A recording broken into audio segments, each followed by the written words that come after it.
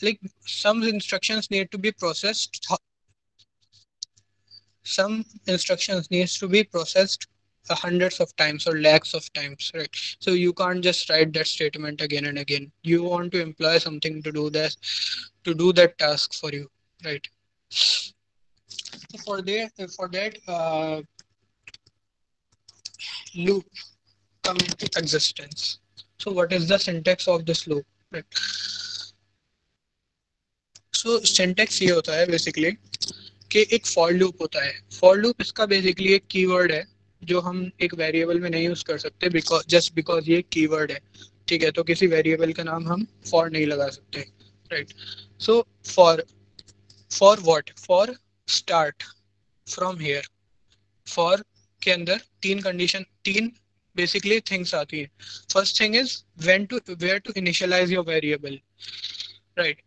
And and the second thing is till how much you want to uh, increment that thing, that particular thing, right? For example, अगर कोई state अगर कोई particular instruction 10 times चलाना है तो एक particular variable को 1 से इनिशियलाइज करो, फिर उसको क्या करो, इंक्रीमेंट करो. ये जो लाइन लिखी हुई है ना, third thing, increment by what?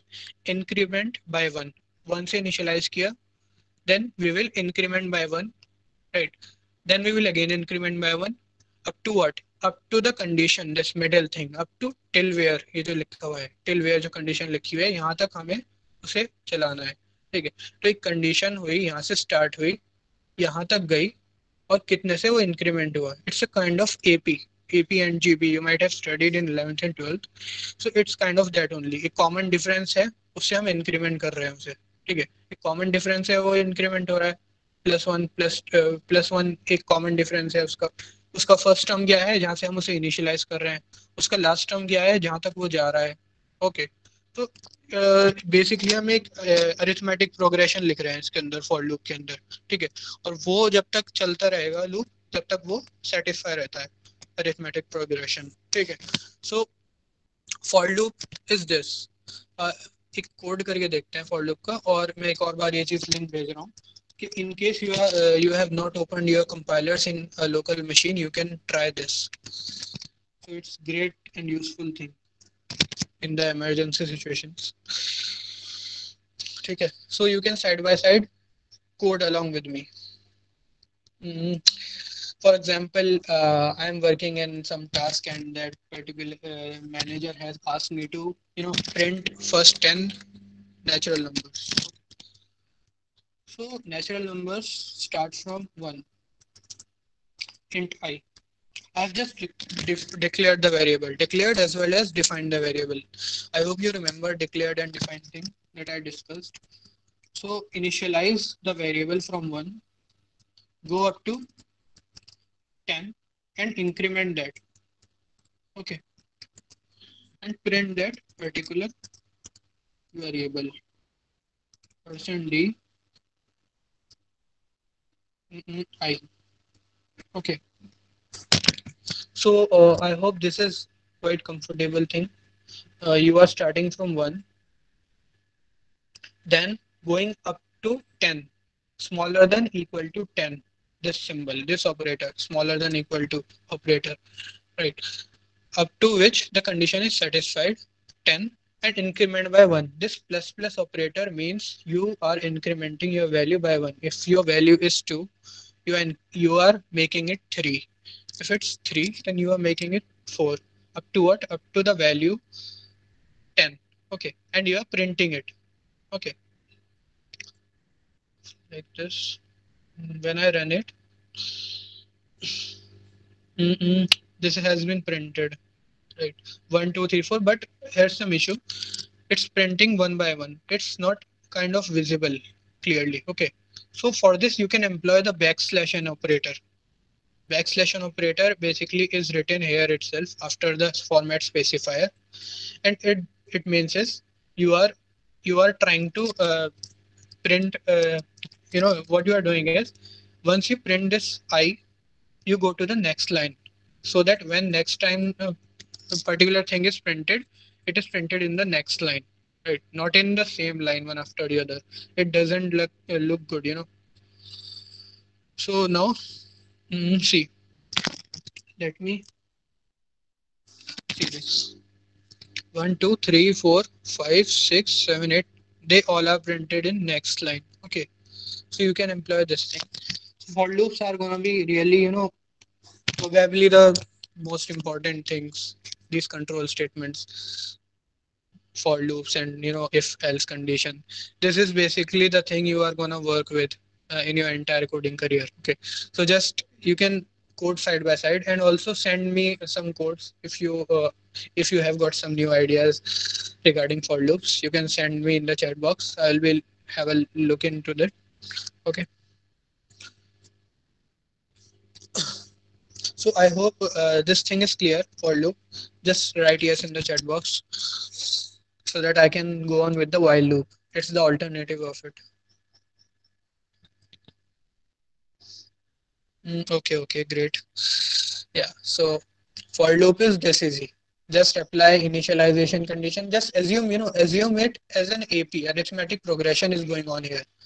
Initialize your A0 term, go up to the end term, right? And apply the common difference. This is just you gonna do. And it's really easy, I hope. We are from maths background. So yeah, loops and iterations. Next topic being the while loop. We have for loop and we have while loop. So both these both thing exactly are same. So I hope you are doing it side by side as well. Then only I think it will be beneficial.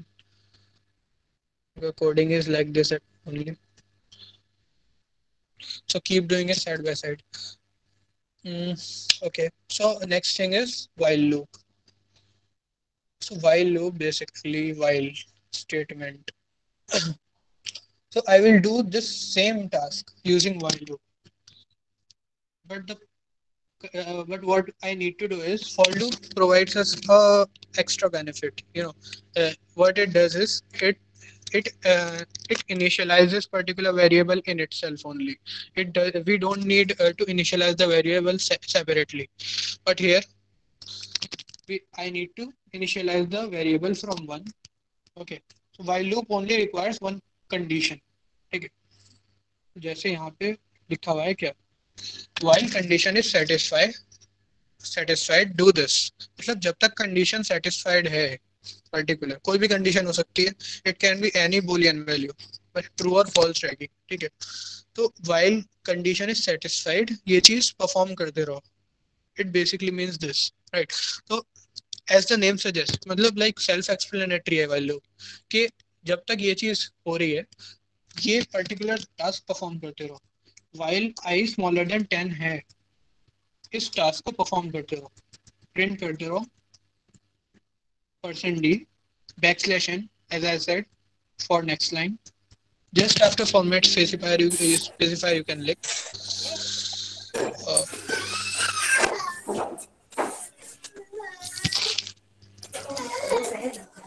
can you turn off your mic, please? Yeah, great.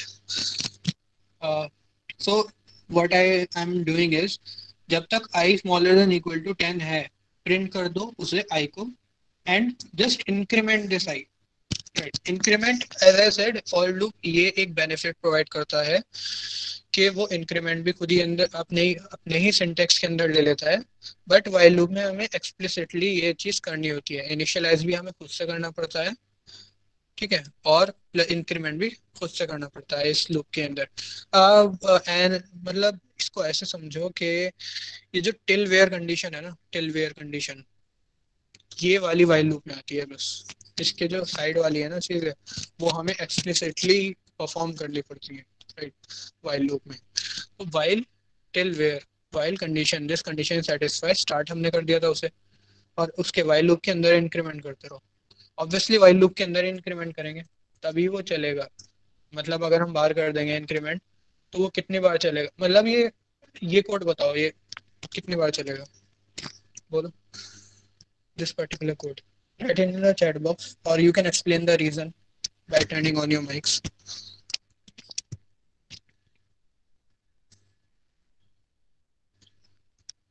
11. Okay. More answers. 10. Okay. 10. Okay. More answers. Uh, always great. See the thing is, ये infinity तक चलेगा. Reason is हमने इसे initialise कर दिया 1 से. But इस loop के अंदर हम ये कंडीशन सेटिस्फाई कर रहे हैं कि ये कंडीशन चेक करवा रहे हैं कि I smaller than equal to 10 है 1 is smaller than equal to 10. These condition satisfied. ये लूप फिर से चलेगा. फिर से यहाँ कंडीशन चेक करेगा. I smaller than equal to 10. नीचे चला जाएगा, प्रिंट कर देगा. फिर से कंडीशन चेक करेगा. बट आई तो 1 पे ही स्टक है ना. At like up to infinity I 1 पे ही स्टक रहेगा. इंक्रीमेंट वो कहाँ पर हो रहा है? इस लूप के बाहर. और ये लूप तो चलता रहेगा ना. फिर लूप ब्रेक कब होगा? जब ये कंडीशन फॉल्स हो. अभी फॉल्स कब होगी? जब आई थोड़ा आगे बढ़े 1 से. लाइक फॉर एग्जांपल आई अगर 1 है तो आई प्लस प्लस हो जाए, तभी तो इट विल इंक्रीमेंट, राइट. अब आई प्लस प्लस मैंने यहाँ पर लिख दिया ब्लॉक के बाहर, right. So what this is going to do is it will increment. It will not increment I. It will just keep the value as I, and it will keep on forever, right. So I am not running it because मेरा browser hang हो जाएगा, फिर problem हो सकती है, तो इस वजह से. So but you can try it on your own. It will run till infinity, right. So this was interesting code. So don't do this thing. That it's no practical significance of it. Okay, so I hope you got the while loop and the for loop. दोनों एक ही चीज़ है, but हमें एक एक में वो करना पड़ता है एक्सप्लिसिटली हर चीज़ परफॉर्म, और दूसरे में इनबिल्ट सिंटैक्स होता है, कहाँ से स्टार्ट करके कहाँ तक चलाना है और बाय व्हाट इंक्रीमेंट करना है. अच्छा, यहाँ पर भी हम ये कर सकते हैं क्या? आई प्लस प्लस किया, फॉर एग्जाम्पल यहाँ पे मैं कॉमन डिफरेंस 2 रख देता हूँ, आई प्लस इक्वल्स टू 2 कर देता हूँ, तब भी ये चलेगा. अब ये सिर्फ 5 टाइम्स चलेगा, पहले 10 टाइम्स चल रहा था क्योंकि कॉमन डिफरेंस इसका 1 था. आई प्लस इक्वल्स टू 3 कर देता हूँ, कितना भी चलेगा, right. I plus equals to 100 कर दिया तो ये सिर्फ एक बार चलेगा. एक बार कंडीशन 1 रहेगी, वो एक बार एंटर करेगा इसके अंदर, दूसरी बार वो 100 हो जाएगा आई, 101 हो जाएगा आई, राइट. दूसरी बार वो चलेगा ही नहीं, 10 से ऊपर चले जाएगी आई की condition, right. So this was the thing. By the way, I can also do this increment by what? Like in for loop also, I can increment by 2 as well. It's not mandatory to do I plus plus only, right? You can also do I plus is equals to 1. I में assign हो जाए I plus 1, right? So you can do anything. You just need to increment by some value, not only 1, right? So these are terms related to loops and iterations. So इसमें है ये चीज़, but सबसे important part I guess यही होने वाला है, for loops and things. Okay, so I can move on to the next topic, continue statement. So ये सब एक loop and iterations का ही part है. Int I for I is equals to 1. I'm just writing a sample code to explain it. I plus plus. Okay. Starting from 1 smaller than equal to 10 by 1 increment. Okay. तो ये continuous statement क्या करता है कि ये मैंने as it is लिखा, अभी डिस्कस हुआ, एज इट इज वही है. आई 0 से इनिशियलाइज हुआ, स्मॉलर देन 10 है, बाय 1 इंक्रीमेंट हो रहा है. लेकिन हमें अंडर सर्टेन कंडीशन इस लूप को कंटिन्यू करवाना है. कंटिन्यू करवाना है मींस के just wait, if some condition is met, right, तो कंटिन्यू कर दो. एंड नीचे मान लो मैंने हेलो. सो मान लो अगर ये कंडीशन सेटिस्फाई होती है तो इसको यहीं से कंटिन्यू करवा दो लूप को. बेसिकली नीचे वैसे तो कहाँ तक जाता है हर लूप, जहाँ से ब्रैकेट शुरू हो रहे हैं, starting from here, and then it will go up to this bracket. Entire loop will be executed, right? But under continue statement, it will just ignore this printf hello world whenever this condition is satisfied, it will continue from here only. Like everything will go normal. I will increment, obviously, but only this particular statement that is below continue, this will not get executed. Else everything will go as it is, right? So just for example, mm, I need to print only odd integers from 1 to 10. Only odd integers. Remember, starting from 1, keep coding side by side. Oh, sorry to interrupt the sound. No, what will get the recording video? Yes, you will get the recording. It has been started. Uh, so if see, so what I said is my aim is to print integers from 1 to 10, excluding odd integers. Right. So what is the condition for integer to be odd? So it is not divisible by 2, right? Like 3 and 5 and 7. Right? So if I modulo 2 should be 0, but in case of even, but in case of odd, it's not equal to 0. If I modulo 2 is not equal to 0 means it's odd. So just continue, right? Just continue. Don't print. Don't execute this statement. Just ignore this. And otherwise, continue this. Okay. So for I is equals to 1, I smaller than 10, I plus plus. If it is odd, then continue. Else print percent %d. Else print even integer. So see, only even integers are printed here. 2, 4, 6, 8, 10. Okay, this is the thing. How you combine for loops and if else and complete variables thing into a one code, right? This is an example. So you can suggest more codes to me. I will code them. Continue. Done. So the next thing is break. So break basically is just take an analogy from continue. Continue क्या करेगा कि वो सिर्फ नीचे वाला जब भी continue execute होगा तो वो नीचे वाली चीज को स्किप कर देगा, प्रिंट नहीं करेगा. बट ब्रेक जो है पूरा लूप ही तोड़ देगा यहाँ पे, right? For example, if we encounter any odd integer just break the loop. Means कि आगे कुछ मत करो, बस यहाँ पे जितना हो चुका अब तक काम वहीं पे छोड़ दो और इस लूप को तोड़ दो. इस लूप के बाद we can do this, like I have some statement, ये सारे एग्जीक्यूट होंगे. बट ये लूप जैसे ही ब्रेक स्टेटमेंट एनकाउंटर हुआ, it will not gonna execute further thing, neither this printf statement nor this. वो यहाँ पे अब जाएगा ही नहीं ऊपर, यहीं पे वो ब्रेक हो जाएगा पूरा loop, right? So break statement ये करता है कि जैसे ही हमें मान लो according to this code, whenever we encounter an odd integer, we will just stop executing the loop further, right? mm, I hope you got it. See, इसमें कुछ print नहीं हुआ. रीजन क्या है? रीजन बताओ, like someone can tell reason क्यों इसमें कुछ प्रिंट नहीं हुआ. Continue are neglected or only next statement. All lines after continue, हाँ, all lines will be neglected. Like printf के बाद में एक और printf लिख देता हूँ, या कुछ और लूप भी लगा देता हूँ, या कुछ भी statement like any C code मैं नीचे लिखता हूँ. This will not get executed. Continue वहीं से करेगा, इंक्रीमेंट कर देगा आई को, सब कुछ नॉर्मल चलेगा. बस इस टर्न पे जब भी कंटिन्यूस ने एनकाउंटर किया वो नीचे की चीजें नहीं करेगा एग्जीक्यूट. ब्रेक स्टेटमेंट वहीं पे ब्रेक कर देगा. आफ्टर ब्रेक स्टेटमेंट, हाँ हाँ, see the thing is only the loop will get break, not the code. Code will go on further, right? For example, after this loop, I have written something like this, hello. So yeah, hello print hoga. It will definitely get printed.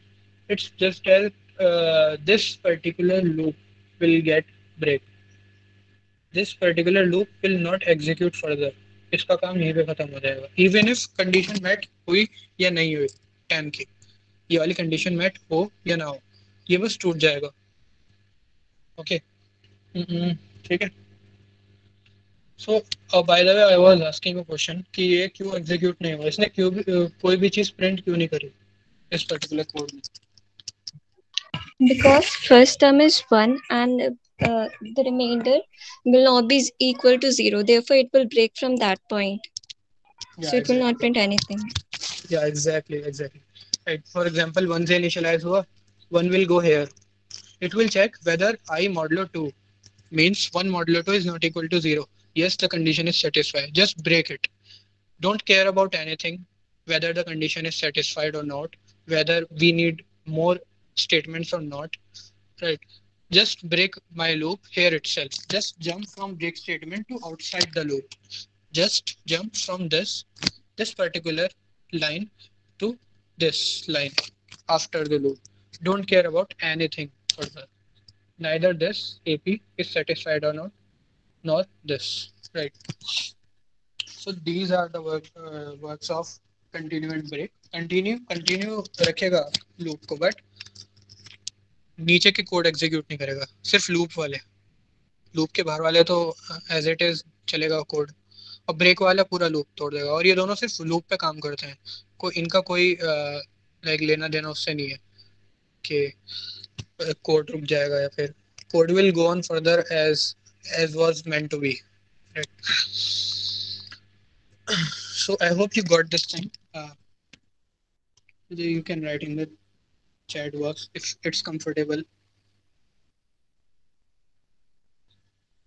Hmm. For example, if you break statement मान लो यहाँ पर है, तो जैसे ही break statement होता है ना, ये यहाँ पे जंप कर लेता है code from here to here. ये जो कर्ली ब्रैकेट्स हैं ये एक लूप है, लूप को डिनोट कर रहा है, तो वो डायरेक्टली लूप के बाहर जंप करता है। ठीक है। नीचे का वो आगे कुछ नहीं करता, बस फ्लो ऑफ एग्जीक्यूशन यहाँ पे जंप कर लेगा। राइट। और अगर कंटिन्यू है स्टेटमेंट, कंटिन्यू अगर है तो वो वापस से लूप के टॉप पे चला जाएगा, जैसे वो नॉर्मल चल रहा था, बस ये नीचे की जो लाइंस है ना इनको एग्जीक्यूट नहीं करेगा यहाँ तक की। ये वाला कोड एग्जीक्यूट नहीं होगा, नीचे वाला, कंटिन्यू से नीचे वाला। Right. Sorry for this, you know. Okay, so I hope you got this break thing and continue thing, how to print prime numbers till 20. Okay, so prime numbers के लिए basically nested loop आता है। How to check if particular number is prime.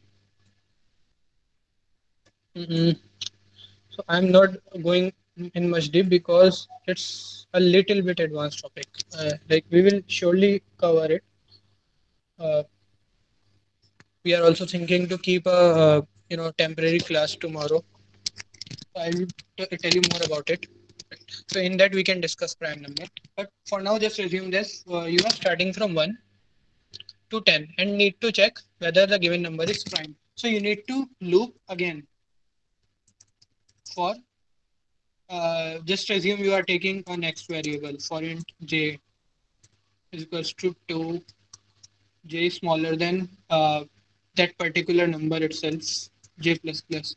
Others, if you are not getting it, just ignore it. Right. It's a bit advanced thing. We will discuss this tomorrow. Okay. So you can do is start loop from 2 to up till I, and check if it is divisible by, even if it's divisible by any number smaller than equal to itself. Right. So it is not a prime number. You can check this thing like this. You need nested loops for this.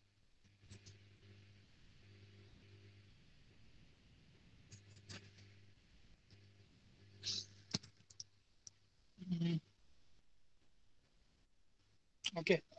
So this is the logic to check. You need nested loops for this. We will discuss. We can discuss this thing tomorrow because we'll be having an extra class tomorrow in which we can discuss some advanced things.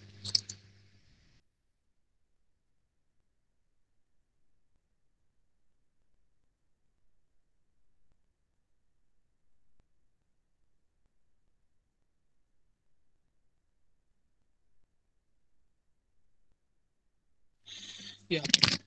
So I hope this is clear. So we can move on to some important components in our computer, inside our computer. So why we are studying it? Because we need to know how programs are executed basically, right? So how execution is done inside our computer, and for that we need this, at least a basic understanding of these components. So CPU. So first tell me how many you have studied about these logic gates, and we'll keep it whenever number is, yeah, how to check if number is prime. Yeah, for only one number you can check like this. Mm, we have more. Okay, so we can have a discussion on it later. So first of all, tell me how many have studied about logic gates and uh, circuits, logic circuits, and either in 11th or 12th, even in BTech itself. Yeah.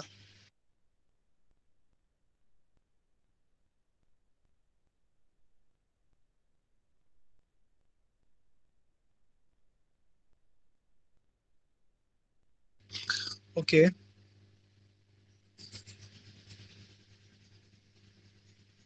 Yeah.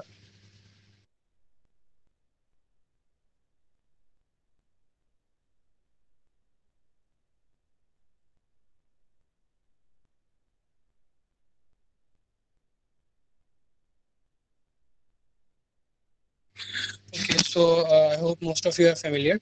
So what exactly happens in CPU is it's a kind of logic circuit thing. We have a big logic circuit inside it, right? So what we were doing is logic circuit is we take one and zeros and we perform operations on it using some gates, either XOR or NOR or kind of that, right? So uh, I hope that was also the topic, like how we can combine multiple gates. Like we have OR gate, right? We also have XOR gate. How we can combine these things, right? And after we combine, we get combinational circuits like adders and subtractors, kind of this, right? So CPU is itself a logic circuit, right?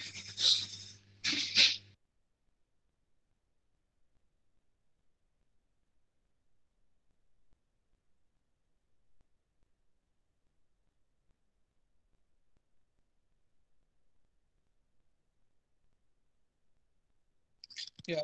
So I was talking about logic circuit. So CPU is itself is a logic circuit, right? So what it gets is it gets an input in the form of ones and zeros. So we discussed this thing in the first class. So ultimately, what we do is we convert our code in the form of one and zeros. So here comes the thing: why we convert that into ones and zeros.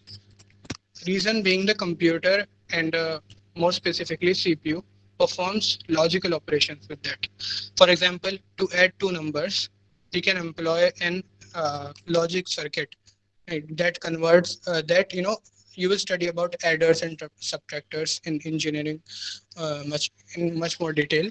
So it has combinational circuits of these things, and it performs operations using this logical circuits only, right? So CPU is kind of logic circuit only, where you give input and based on which it perform calculations and outputs the required uh, required output, right? So I hope you got the CPU thing. This is why it's known as the brain of the computer, because every calculation thing it works here only. Like main thing of the computer is itself. Even the control unit, even it has a control unit that takes care of what kind of instruction to process next time. Like we have data structure topic. When we go into advanced, we have data structures and algorithm. So it teaches how these instructions are queued inside the CPU. Like what kind of instructions should be processed first, which should be processed next and afterwards, right? So all this thing is done by CPU. That's why it's called the brain of the computer. Other things are basically the storage device, primary storage devices like hard disk and RAM. They are basically the storage devices. All the execution of the code actually goes on here in the CPU. So for I have taken an image of Intel Core i5 processor or CPU. Both are the same things. Uh, I hope most of you are using these Intel only. So we also have AMD processors that are quite common in gaming, right? So I hope you have heard about AMD and Intel, right? So if you have much more CPU brand, you can just what is the mean of Core i5?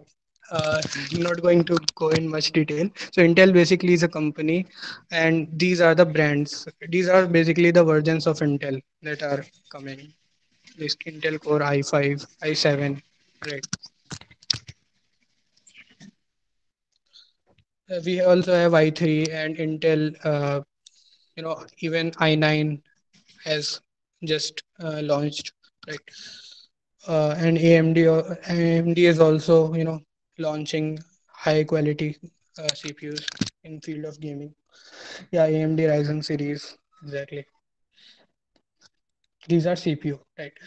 So we also have GPU. If you have heard about it, graphic processing unit. So basically, it does, it does graphics processing.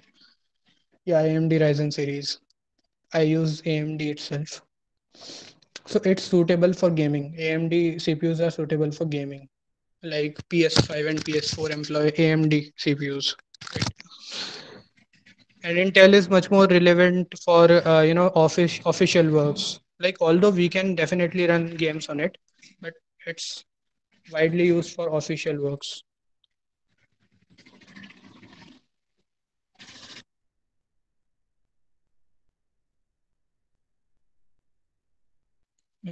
Okay. So I hope you got this CPU thing. Next thing is the storage device. So you have this CPU in your system, uh, but CPU basically processes the things. So where is that data stored before processing? Like CPU can't be employed 24/7 for processing. It only processes when required. Otherwise, the data is stored in storage devices, right? So we have multiple storage devices here. The hard disk drive. So hard disk drive basically क्या करता है कि it has a magnetic tape. So एक tape में एक magnetic disk में वो store करता है, ठीक है, डेटा को करते हर चीज everything stores is one and zero only, right? तो बस ये एक्सेस करने का और स्टोर करने का मेथड डिफरेंट है, सबका मेथड डिफरेंट है, राइट? एचडीडी में जैसे ऑन मैग्नेटिक डिस्क स्टोर होता है डेटा वन एंड जीरो के फॉर्म में.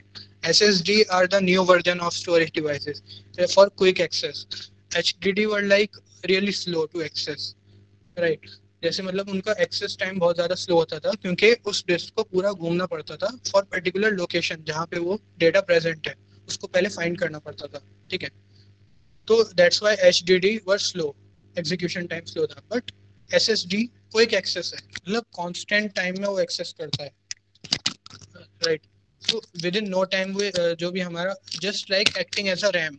तो रैम अभी मैं बताऊंगा रैम क्यों हम यूज करते हैं, हम डायरेक्टली क्यों नहीं एच डी डी में से हम ले लेते हैं डेटा को, राइट? So तब you will get to know why SSDs are so quick, right? So SSD का ही ये era है आगे. Although they are quite expensive SSD, but they are really fast and makes no noise. तो noise का भी एक अपना ही इशू है. मतलब अगर कोई स्टोरेज डिवाइसेस नॉइस क्रिएट कर रहा है तो what happens is some hackers can encode the data present inside the disk using just noise, right.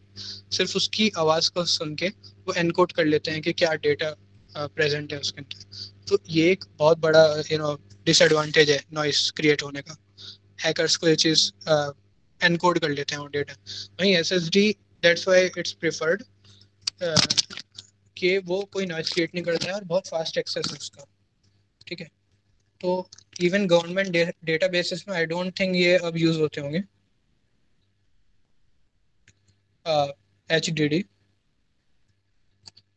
मेरी योर स्क्रीन, ओ सॉरी, हाँ स्क्रीन नहीं दिख रही। या just wait.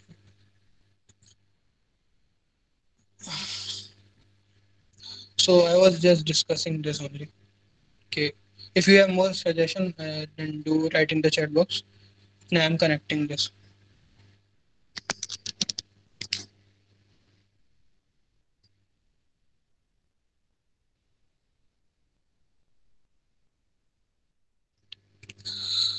So how SSD works? Yeah. So I when अभी RAM आएगा तो उसके according you can just make an analogy between them. Like this is not the topic for today. So but SSDs basically 1 and 0 के form में store करते हैं और exactly as a RAM वो एक्सेस करते हैं डेटा को। मतलब एक कोई मैग्नेटिक टेप नहीं होती, एक ट्रांजिस्टर्स ही 1 और 0 के फॉर्म में उनको स्टोर करते हैं और एग्जैक्टली रैम की ही तरह वो उसको एक्सेस करता है डेटा को। That's why it's really fast.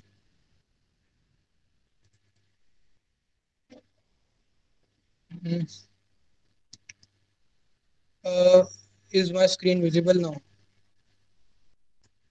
No. Okay, wait, just wait. SSD.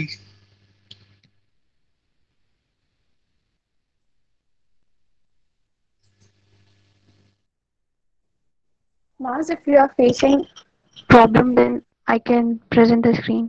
नहीं, बस हो गया ये। Okay. It's visible now.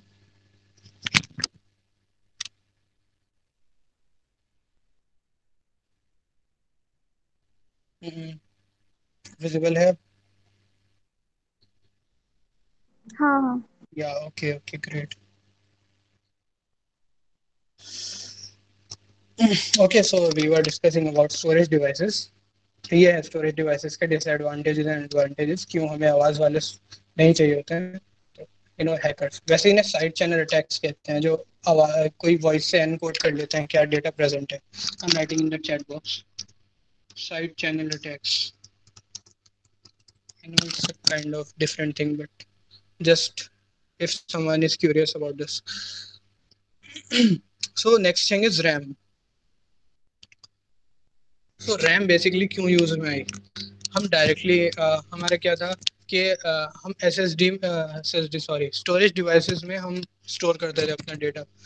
जब भी CPU को उसकी रिक्वायरमेंट होती थी वो वहाँ पे जाने के मतलब वो अपने स्टोरेज डिवाइस में जाएगा, उसके बाद वो पहले सर्च करेगा इंस्ट्रक्शन को, जो भी डेटा है उसके बाद उसे प्रोसेस करेगा। और every time it will do this, like we can't tolerate this thing कि जब भी कोई इंस्ट्रक्शन हो रहा है हमारा, कोई नंबर्स भी ऐड हो रहे हैं, वो पहले सर्च कर रहा है पहले नंबर को, फिर दूसरे नंबर को, उनके बाद उनको प्लस कर रहा है। Even adding would require around 1 to 2 seconds for this. Like adding is really small operation and we can't resist this thing. So for that RAM came into existence. RAM क्या करता है, जो पर्टिकुलर डेटा हमारा use होने वाला है for execution, वो अपने अंदर उसकी कॉपी लोड कर लेता है, कॉपी। ठीक है, तो रैम जो भी हमारा मान लो दो वेरिएबल को प्रोसेस करना है तो वो अपने अंदर स्टोर कर लेता है उन वेरिएबल्स को। ठीक है, और करता कैसे, as a capacitor. Capacitor you might be aware of capacitor thing. So capacitor basically holds a charge, a temporary charge, right? So 1 or 0 is this thing in computer. If you are confused, 1 and 0 is this thing. 1 and 0 is nothing but charge and electricity inside your computer, right? So RAM में, if you have around 4 GB of RAM, so 4 GB is equal to around 4 into 1024 into 1024 into 1024 into 8. इतने bits के equal है, right, इतने bit, तो 1 bit is equals to either 1 और 0। तो 1 bit denote करता है वेदर कैपेसिटर इज चार्ज और नॉट, राइट।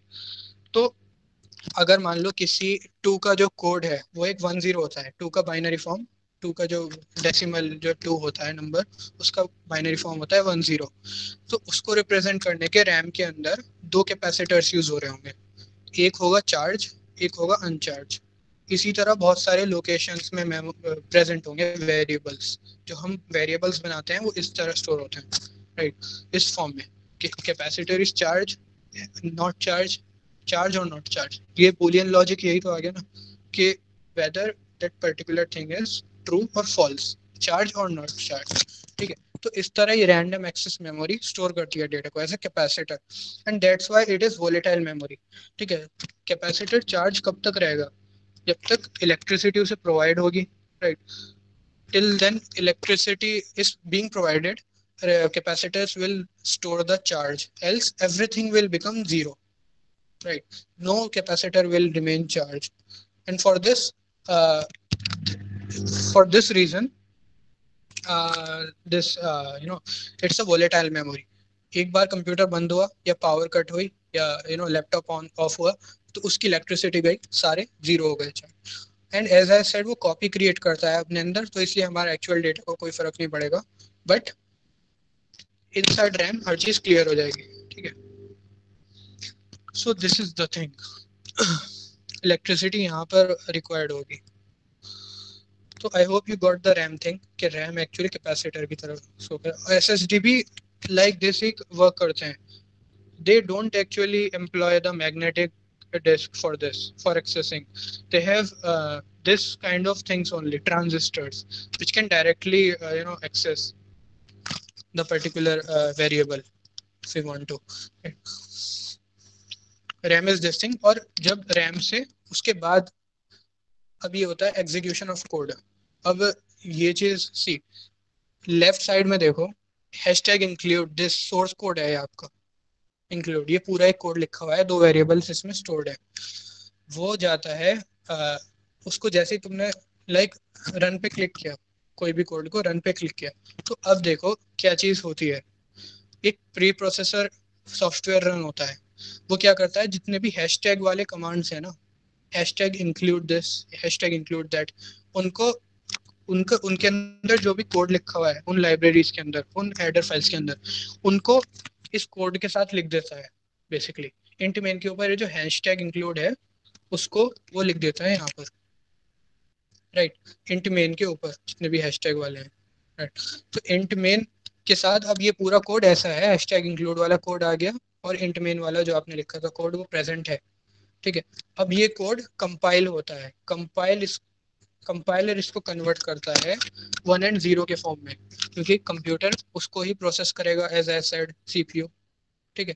तो 1 एंड 0 के फॉर्म में कंपाइलर ने उसे ऑब्जेक्ट कोड में कन्वर्ट कर दिया, ऑब्जेक्ट कोड कहते हैं।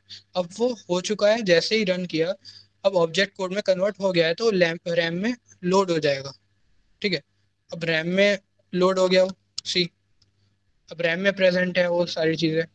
अब रैम के बाद वो सीपीयू में जाता है एग्जीक्यूट होने, जो भी आपने मैथमेटिकल कैलकुलेशन वगैरह उसके कर रखे हैं वो एग्जीक्यूट सीपीयू में होते हैं, रैम में वो स्टोर हो जाता है। तो दैट्स वाई अगर कोई चीज़ रन करो आप, कोड को रन किया, तो एक टेम्परेरी, जब तक टर्मिनल ऑन है तब तक वो ऑन रहता है वेरिएबल्स, उसके बाद उसे टर्मिनल को बंद कर दिया तो डिस्ट्रॉय हो जाते हैं वेरिएबल, क्योंकि वो रैम में लोड होता है कोड हमेशा, ठीक है। अगर आपको परमानेंट स्टोरेज में स्टोर करना है तो उसके लिए फाइल हैंडलिंग आती है, जो एडवांस टॉपिक है, वो नेक्स्ट लेक्चर्स में कवर होगा, ठीक है। अभी फिलहाल यही है कंसेप्ट कि हम रैम में लोड कर लेते हैं अपना, जब भी हम रन क्लिक करते हैं तो रैम में लोड होता है, ठीक है, हमेशा कोड, और उसके बाद वो सीपीयू में जाता है प्रोसेस होने, ठीक है। So I hope you got the execution of code thing, and ये स्लाइड में अपलोड कर दूंगा। I know there are lot of things here, so मैं गूगल क्लासरूम पे I will upload this thing, right? So next on, Radhika will be taking on this variable, a data set of variables thing, right? So after that we will discuss some doubts regarding assignments. So Radhika, you can take on. Hello everyone. Hello.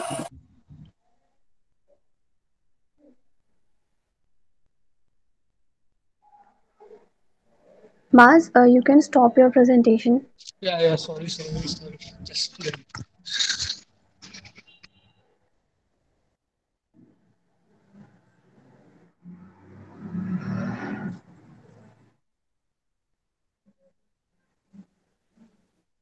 So, is my presentation visible? yes, Radhika, it's visible. हाँ हाँ. So, हम लोगों ने पिछली class में भी और even आज भी थोड़ा सा पढ़ा था कि वेरिएबल्स के क्या होते हैं और हर एक वेरिएबल का अपना डेटा टाइप होता है. ठीक है. तो ये तो ठीक है, हम लोग को अपना कोड में अगर वेरिएबल्स यूज करने हैं then we can declare and then use it. But if we want to use many variables, suppose मुझे 10 वेरिएबल यूज करने हैं अपने कोड में, तो क्या मैं integer A B C D E F and so on उनको डिक्लेयर करूंगी क्या? नो. बहुत कोड हमारा बहुत बेकार दिखेगा. जनरल में ऐसा नहीं होता. लेकिन तो हम क्या करते हैं कि बहुत सारे वेरिएबल्स को एक साथ कंबाइन कर सकते हैं. बट मेन चीज क्या है कि वो उनका डेटा टाइप जो है वो सेम होना चाहिए. तो उनको हम किसी एक लीनियर डेटा स्ट्रक्चर में स्टोर करा सकते हैं. So that linear data structure is arrays. अब एरेज क्या होते हैं?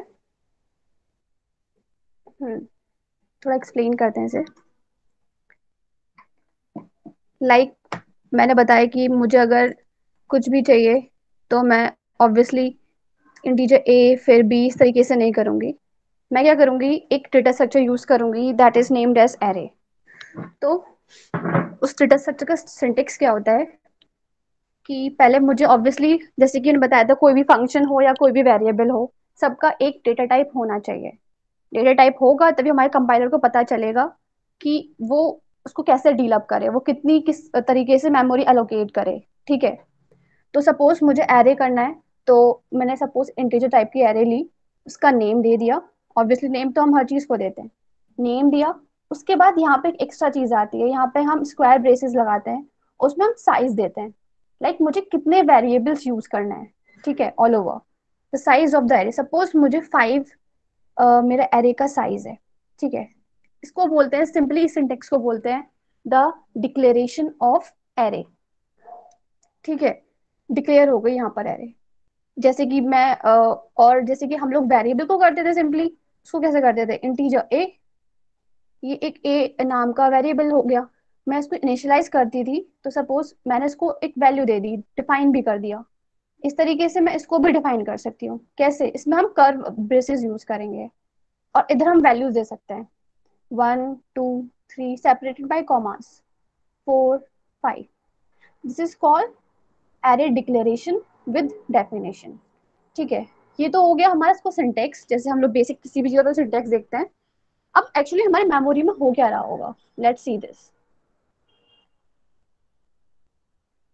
जैसे कि पहले हमने इंटीजर ए को करा था, तो क्या हुआ था, मैंने कहा था कि जैसे ही वो देखेगा कंपाइलर कि oh it's type of integer data type, तो वो 4 जहां पर भी उसको पूरे ब्लॉक पूरी मेमोरी में 4 बाइट्स ऑफ मेमोरी मिलेगी, वहां पर वो एक ब्लॉक रिजर्व कर देगा हमारे ए वेरिएबल के लिए.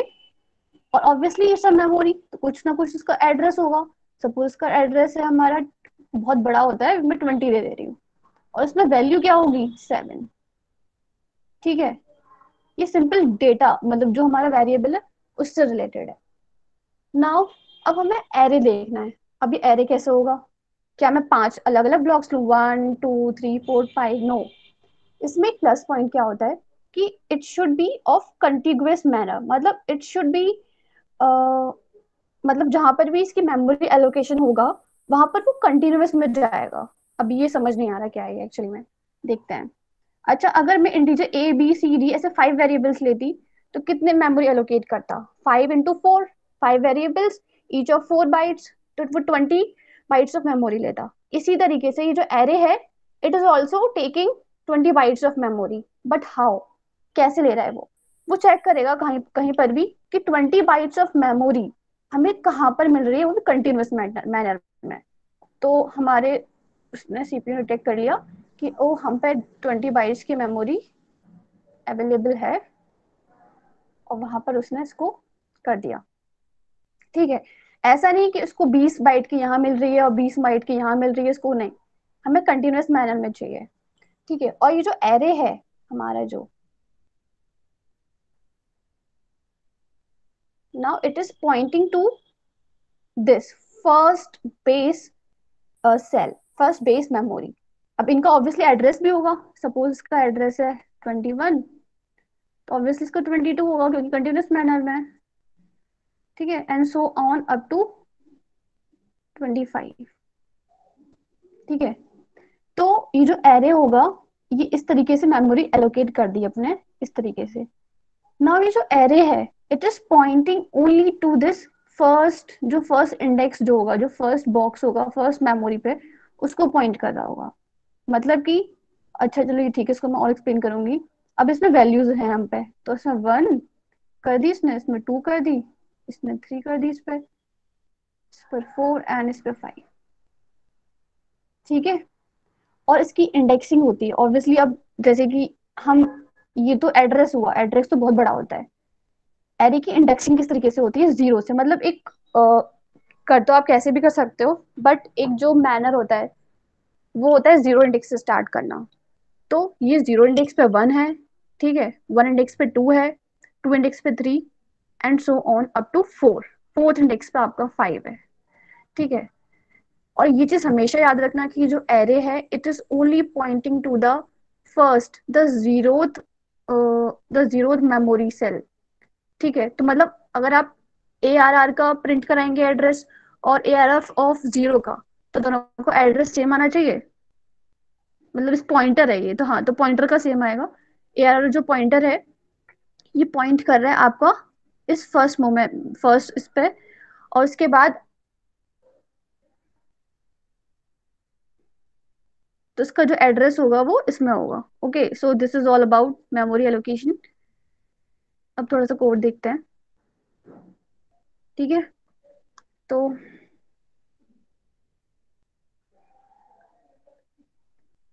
अब ये तो हमारा हमने डिक्लेयर कर दिया, डिफाइन कर दिया।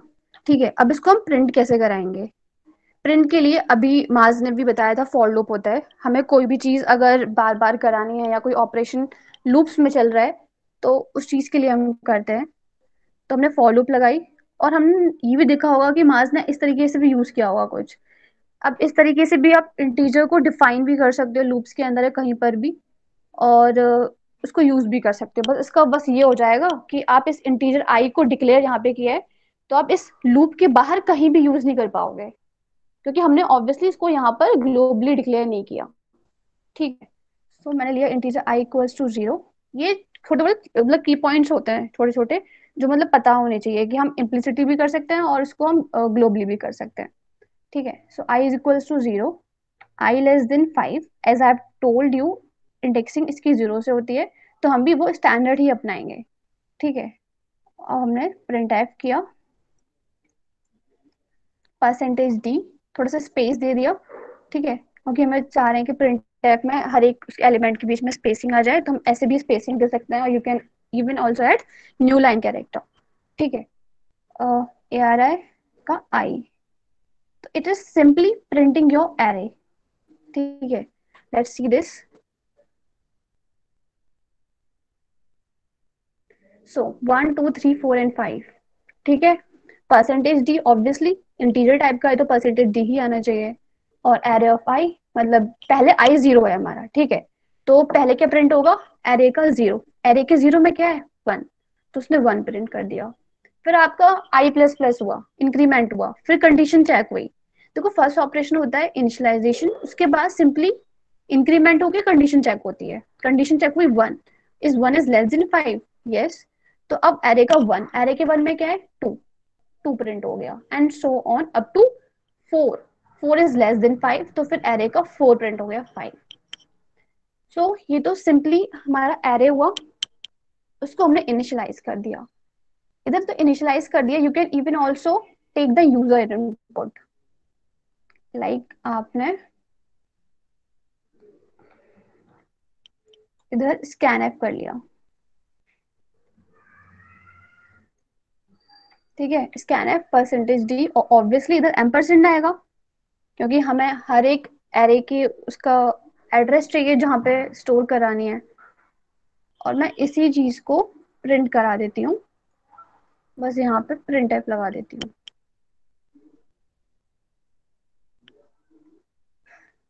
और इधर, ओ सॉरी, ये साइन गलत हो गया। ठीक है, इस तरीके से हो जाएगा। तो अब देखते हैं वर्क करता है या नहीं। ठीक है, तो पहले हमें इनपुट देना होगा। हमें दिया 1 2 4 6 एंड 5। ठीक है, एंटर किया। Why it's not working?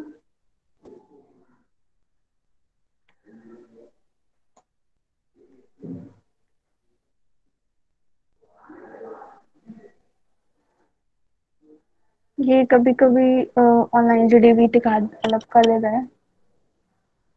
Let's run it again.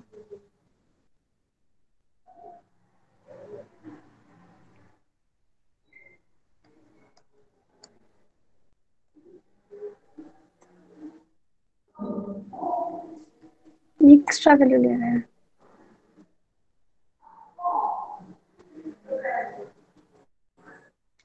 मतलब शायद ये कुछ फॉल्ट आ रहा है ऑनलाइन जीडीबी में, लेकिन सिंटेक्स यही होता है। Okay, so this is all about 1D array. ठीक है, ये 1D एरे के साथ हम ऐसे डील करते हैं। पर इससे हटा के देखती हूँ, मे बी वर्क कर जाए।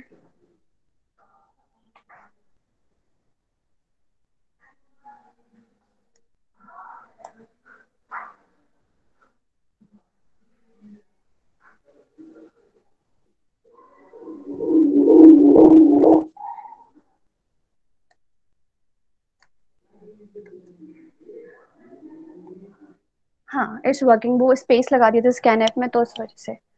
ठीक है, तो मैंने इनपुट दिया, वो आउटपुट में आ गया। ठीक है, सो दिस इज एरेज। अब मल्टी डायमेंशनल एरेज भी होती हैं। ये तो हमारी एक डायमेंशन की एरे हुई, मतलब या फिर तो रो में है या कॉलम में है। मल्टी डायमेंशनल एरे क्या होती हैं कि जैसे आप लोगों ने एक्स वाई एक्सिस के अकॉर्डिंग पढ़ा होगा,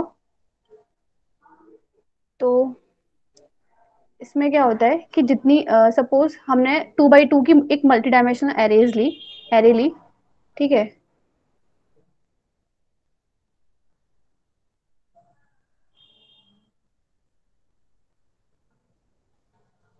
ठीक है, तो उसकी इंडेक्सिंग किस तरीके से होगी, लाइक वन डायमेंशन में किस तरीके से इंडेक्सिंग हो रही है, 0 1 2 3। अब यार ये तो मल्टी डायमेंशन हो गया। अब इसमें क्या हम 0 1 2 3 फिर इसके बाद नेक्स्ट रो में जो आएगा वो 5 6 7 करेंगे? नो, जैसे हम लोग एक्सिस के साथ ही खेलते हैं वैसे ही इसके साथ है। लाइक 0 रो है, फिर एक रो हर एक कॉलम की वैल्यू लेगा, तो इसकी इंडेक्सिंग होगी आपकी 0 0। इसकी इंडेक्सिंग क्या होगी, 0 1। इसकी क्या होगी, 1 0। एंड इसकी क्या होगी, 1 1। ओके, सो लेट्स सी इसको कैसे करते हैं। ऐसे आप लोग 2D 3D कितनी बना सकते हैं, लेकिन मैं बस अभी 2D तक ही एक्सप्लेन करूंगी। सबका बेसिक्स तो ऑब्वियसली सेम ही है। हमने 2x2 की एरे बनाई। ठीक है, वही मेथड पहले तो एक इनिशियलाइज करने का होता है कि हम लोग पहले ही इनिशियलाइज कर सकते हैं। तो जैसे हमने उसमें भी कर्व ब्रेसेस यूज किए थे, बस इसमें क्या करना होता है कि इस तरीके से देते हैं हम लोग वैल्यू। हाँ, तो ये जो पहली वैल्यू होगी 1 2 ये सपोज हमने, और इसको लिया हमने 3 4।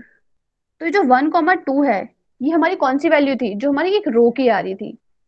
0 0 इंडेक्स पे क्या है हमारा 1 0 1 पे क्या हुआ 2। फिर हम लोग नेक्स्ट रो में आ गए, नेक्स्ट रो में क्या था 1 0 पे क्या है हमारा 3। इस तरीके से 1 1 पे क्या है 4। इस तरीके से भी इनिशियलाइज कर सकते हैं। ठीक है, और फिर सिंपली प्रिंट करा सकते हैं। ऐसे ही अगर हमको स्कैन कराना है, इसमें अब हम नेस्टेड फॉर लूप का यूज आ जाएगा। क्यों, क्योंकि हर एक एक मतलब रो की एक वैल्यू के लिए वो 2 बार चीज चल रही है, 2 कॉलम की वैल्यू ले रहा है। ठीक है, तो उसको कैसे करेंगे, बेसिक सिंटेक्स देख ले रहे हैं क्या होता है। डीजो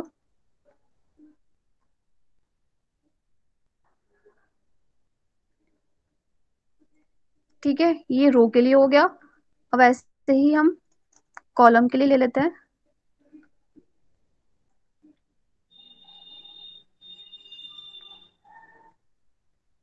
ठीक है, और इधर हम प्रिंट करा देते हैं, प्रिंट एफ %d, स्पेस दे दे रहे हैं, थोड़ा सा स्पेस आ जाए हर एक एलिमेंट के बीच में। स्कैनफ में स्केप मतलब स्कैनफ में स्पेस मत मतलब मत देना कभी, ऐसे एरर आ जाएगी। मतलब हम प्रिंट एफ में तो ऑब्वियसली जैसे हम चाहें जितनी भी स्पेस दें तो वो तो हम पे डिपेंड करता है। ARR ऑफ आई, अब इसमें हम आई नहीं सिंपली जे भी लिखेंगे। ठीक है, और हर एक रो के बाद मैं एक लाइन ऐड करा दे रही हूँ जो थोड़ा कोड हमारा नीट एंड क्लीन हो लगे, मतलब आउटपुट। और चलो इसको हम इनपुट नहीं ले रहे, ऐसे ही कर दे रहे हैं। अब इनपुट लेना तो आप लोगों को स्कैन ऐप से आ ही गया है। 1,2 दे दी इसमें दे दिया 3,4। ठीक है, नाउ लेट्स सी ये रन करता है या नहीं। हाँ, इट इज रनिंग। क्या हो रहा है, पहले आई की वैल्यू 0 है, 0 के बाद ये अब ये वाला कोड एग्जीक्यूट करेगा। आई 0 ही है अब हमारा। ठीक है, अब हमारा ये कोड जब चलेगा तो जे की वैल्यू 0 हुई, तो पहले क्या प्रिंट करेगा, ये 0 0 एरे का 0 0, एंड एरे का 0 0 क्या है हमारा 1। ठीक है, इसके बाद अब अभी हमारा आई 0 ही है, अभी हमारी फॉर लूप में कंडीशन चल अनसेटिस्फाइड नहीं हुई है। अब जे की वैल्यू क्या हो जाएगी 1, इज 1 लेस देन 2, यस। अब क्या होगा 0 कॉमा मतलब 0 और 1, तो एरे का 0 1 क्या है 2, अब 2 प्रिंट हो गया। ठीक है, फिर हमने एक न्यू लाइन ऐड कर दी, अब इसके बाद 2 हो जाएगा, 2 इज लेस देन 2, नो, तो यहाँ पे अब हट जाएगा इस लूप से। प्रिंट टाइप एक न्यू लाइन हमने ऐड कर दी, फिर अगेन आई 1 पे जाएगा, 1 इज लेस देन 2, तो इस तरीके से हमारा ये एरे प्रिंट हो जाएगा। ठीक है, एरे में बहुत सारे ऑपरेशंस होते हैं, मतलब बहुत सारे तो नहीं, लाइक सर्च करना, हम एरे में कुछ चीज सर्च करा सकते हैं, इंसर्ट करा सकते हैं कोई वैल्यू।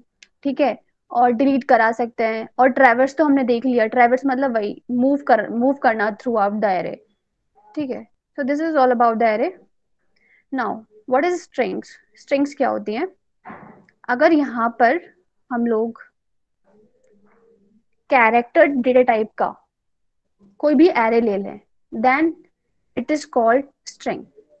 ठीक है, it stores the character not the numbers. ठीक है, तो हम लोग ने लिया कैरेक्टर टाइप का एरे लिया। ठीक है, दो तरीके होते हैं, लाइक मैंने सपोज इसमें कोई भी वैल्यू नहीं दी, लेकिन मैंने इसमें इस तरीके से दे दिया। ठीक है, तो ये भी एक कैरेक्टर एरे हुआ। अब कहोगे मैम इसमें तो आपने वो दिया ही नहीं इसका साइज, तो मतलब क्या कुछ भी कैसे हो जाएगा। तो कंपाइलर जो है वो देख लेगा, एक्चुअली स्ट्रिंग जो होती हैं वो सारी जितनी भी सी में जितनी भी स्ट्रिंग्स होती हैं, these ends with a null character. अभी नल कैरेक्टर क्या होता है, नल कैरेक्टर को हम ऐसे डिनोट करते हैं। ठीक है, जैसे कि राधिका के बाद ना मेरी मेमोरी एलोकेशन जहाँ होना होगा, एक ये वाला कैरेक्टर भी लगा हुआ होगा, ऑटोमेटिकली कंपाइलर ने सेट कर दिया होगा। ओके, कंपाइलर ने सेट कर दिया होगा ये। तो कंपाइलर क्या करता है, वो खुद देख लेता है कि जहां पर भी नल कैरेक्टर आ जा रहा है वहां पर इस स्ट्रिंग की उससे पहले मतलब वो स्ट्रिंग का लास्ट कैरेक्टर होगा, तो ऑटोमेटिकली वो अपना साइज खुद देख लेता है। ठीक है, सो रिमेंबर दिस पॉइंट कि string in C last with a null character always. ठीक है, अच्छा ये ठीक है। एक और तरीका है, हम इस तरीके से लिख सकते हैं, कैरेक्टर BRR लिया, मैंने सपोज साइज दे दिया 5, और जैसे हम लोग एरे में करते थे, सॉरी एरेज में करते थे, लाइक वहाँ ए लिया,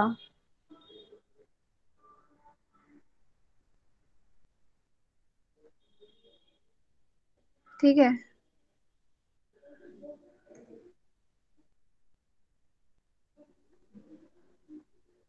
कुछ भी दे दिया इसमें। ठीक है, इस तरीके से भी कर सकते हैं, but I recommend you with the first method क्योंकि ये बहुत आसान है, मतलब इतने सारे कॉलम्स और मतलब वो लगाने में ही कॉमास लगाने में पूरा टाइम निकल जाएगा अगर 10 करेक्टर हुए तो। ठीक है, so I recommend you with this. Okay, now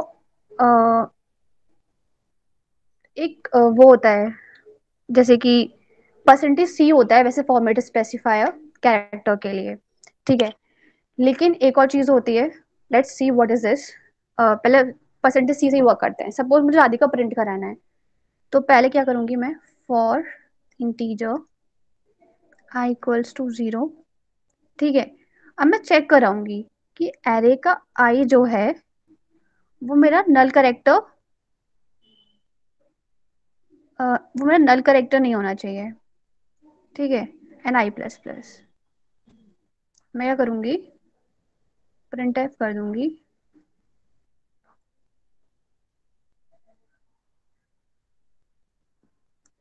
percentage C comma A R of I. Okay, ये चेक कर रहा है कि अगर आपका नल करेक्टर नहीं है तब तक आप उस करेक्टर को मतलब इस ए आर के करेक्टर्स को प्रिंट करते जाइए। लेट्स सी ये रन करता है। रन कर गया।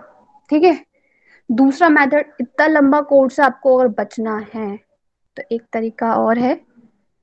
सी में एक फॉर्मेट स्पेसिफायर होता है परसेंटेज एस। वो क्या करता है, वो स्ट्रिंग टाइप देखता है। ठीक है, वो इस नल करेक्टर को ही देखता है, नल करेक्टर जहां आ गया वहां पे वो स्टॉप कर देता है। तो मैं क्या कर सकती हूँ, प्रिंट एफ परसेंटेज एस और इसमें लिख सकती हूँ मैं ए आर आर, खत्म, दैट्स इट।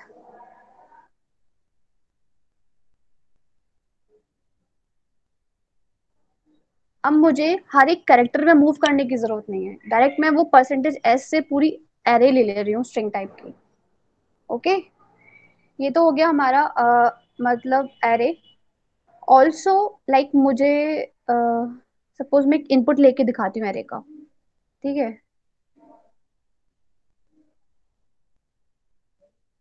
सपोज मैं सब लोग के नेम ले रही हूँ। ठीक है, सब किसी का नाम, सब लोग के नेम वेरी करते हैं, किसी का नाम रिया भी हो सकता है तो किसी का नाम लाइक मेरा राधिका सिंह कितना बड़ा भी हो सकता है, किसी को और भी बड़ा हो सकता है। ठीक है, तो ऑब्वियसली मैं सब लोगों के लिए अब मैं एरे का साइज तो वेरी करती नहीं रहूंगी, मतलब ऑब्वियसली पूरी क्लास का मुझे बच्चों के नाम एंटर करा रहे हैं तो मैं क्या करूंगी, एक बहुत वाइड रेंज ले लूंगी कि हाँ इतने में तो यार सबके आ ही जाएंगे, एटलीस्ट 50 कैरेक्टर से ज्यादा ऊपर किसी का नाम कैसे हो जाएगा। तो मैं क्या करूंगी कि मैंने 50 कैरेक्टर्स तक की मतलब मेमोरी एलोकेट कर दी फॉर द टाइप कैरेक्टर। ठीक है, जिसके जितने जितने नाम होंगे वो उतने उतने आ जाएंगे और जितनी भी स्पेस होगी आगे की वो खाली रह जाएगी। ठीक है, सो मैं पहले थोड़ा सा कोड सही कर देती हूँ। मैं कह देती हूँ एंटर नेम। ठीक है, और इधर हम लोग स्कैन कर देते हैं परसेंटेज है string of type A R R. अब बहुत से लोगों के डाउट आ रहा होगा कि स्कैन में एम्परसेंड क्यों नहीं लगाया। बताऊंगी अभी क्यों नहीं लगाया, लेकिन पहले देख लेते हैं कि ये चलेगा या नहीं। हर चीज डिस्क पे चलती है। सपोज मैंने ना, हाँ सॉरी नाम पहले दे दिया, हाँ राधिका दिया एंटर नेम के बाद। ठीक है, तो ये प्रिंट कर रहा है। ठीक है, सपोज मैं थोड़ा बड़ा नाम लेके देखती हूँ, 50 कैरेक्टर से बड़ा अगर,